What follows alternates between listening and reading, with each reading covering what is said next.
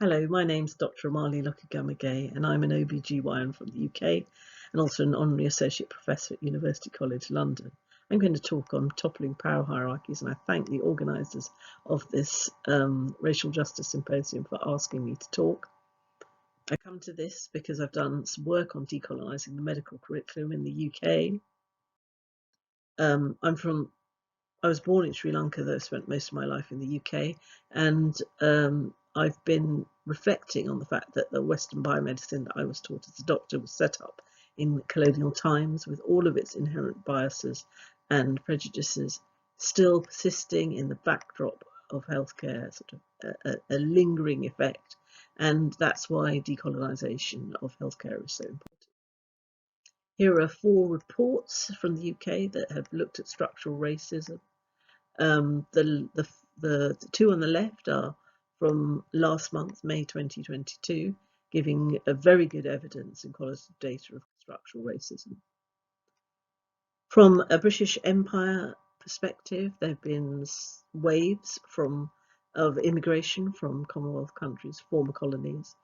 2 of note are the 27,000 Ugandan Asians that were expelled from Uganda by Idi Amin coming to the UK, and then the Caribbean migration wave from called the Windrush generation. In the UK, there are health outcome discrepancies. For instance, diabetes, mental health, palliative care, the COVID alpha wave death rates amongst black and brown people as compared to white counterparts, the actual healthcare staff who died, and also in my area of maternal mortality and morbidity, as well as neonatal mortality and morbidity. So to topple power hierarchies, one has to look at where power is located, it's concentrated, where the imbalances lie and the impressions are exerted. And so in that sort of mindful observance, one can start to tackle the situation that causes structural iatrogenesis. Iatrogenesis means harm to people from the structure. This could be racial, or it can actually be other things. For instance, I've written on long COVID structural iatrogenesis. But that's what we have to avoid, and key to this is co-production of healthcare system. That's where patients or the people who receive the healthcare can give their views in terms of public engagement and have their views incorporated into policy and practice.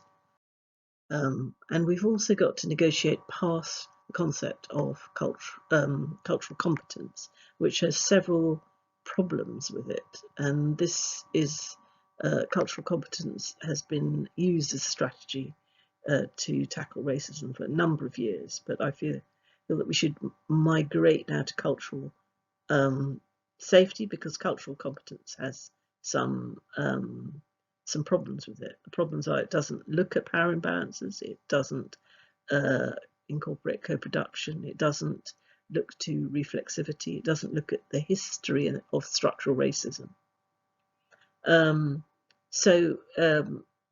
It also engages in cultural stereotypes, and it can be ethnocentric, meaning that other cultures are interpreted through a Eurocentric point of view. So as I talk about cultural safety, it is wisdom that has been translated from indigenous origins, from a Maori nurse. And I'm going to just dwell on indigeneity because it's something I think that modern medicine, healthcare can learn from. It's especially the indigenous practices that dwell upon ecology and reciprocity and non-exploitation of nature. The concept of cultural safety we looked at in a paper called Translating Cultural Safety to the UK. What would it look like in terms of a reverse innovation to the UK? And we produced this infographic. Now, if you're not an infographic type of person, I've got the information on a table that's going to be shown in a minute. But it originated, and I thank the nurse, Māori nurse educator Iri Hapati Ramsden for this strategy. And in terms of translating to the UK, we looked at it in terms of patient-centered care, staff self-reflexivity, and structural reflexivity, looking through nurturing principles, healthcare human rights, and also institutional commitment to anti-racist strategies. So there are several points on this, and I've given the reference at the end for you to explore, but I'll talk about some of the key elements of this model.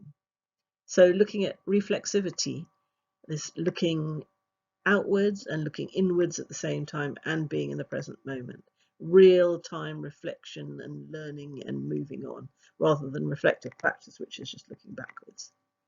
And you can achieve this through transformational learning, through the public engagement, giving this bi-directional, multi-directional change in innovation through co-production. And the space can sometimes be fiery, it can be compassionate, you've got to be an active listener, there can be conflict. And to navigate conflict, you could consider using another wisdom from the Māori, restorative justice, which is based on storytelling and seeing the humanness behind opposing parties. As I said, cultural safety is a reverse innovation. It's from, I suppose, the oppressed to the oppressors. It's going up through a power gradient in a reverse way. And in this way, the system can see its sort of epistemic blind spots. The practical essence of it, well, it's in that table, and you can look to that publication for it. But key elements would be, for instance, in terms of racial diagnostics, improving that, race-conscious symptoms and signs. And I'll draw your attention to this fantastic resource called Mind the Gap, which was developed by a black medical student and his teachers at St George's a medical school in the UK.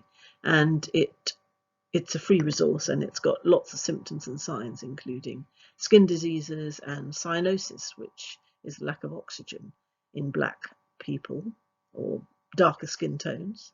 And never before has there been a collection of this type of knowledge. Cultural safety also helps us to understand the epistemic biases, in fact, of just medical knowledge, which is mainly from global north sources and not from the global south.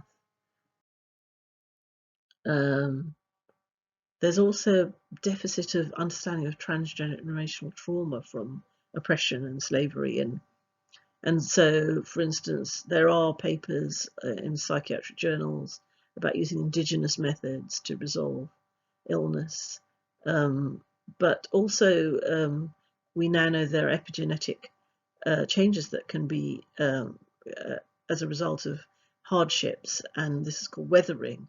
And this also, apart from experiencing racism, may bring about some of the health care problems. And when with reverse innovation, one has to be very careful not to culturally appropriate. That is, take a dominant culture, misappropriating wisdom from a non-dominant culture, a disadvantaged culture. So in dismantling power hierarchies, I'm going to quote Ijeoma Nodin Apara, who wrote a fantastic blog called Time to Decolonize the Decolonization Movement. She says, in decolonizing, if you co-opt and bend the decolonization discourse to adhere to Eurocentric constraints, such as viewing situations in binary terms, and therefore in a tension versus the decolonizing, multifaceted, intersectional way of working in harmony, these constraints, which sort of frame these approaches as pragmatic versus philosophical, as opposed to each informing and depending on each other, are what is important. And that's what I was trying to say in terms of co-production and the bidirectional, multi-dimensional toppling of power hierarchies.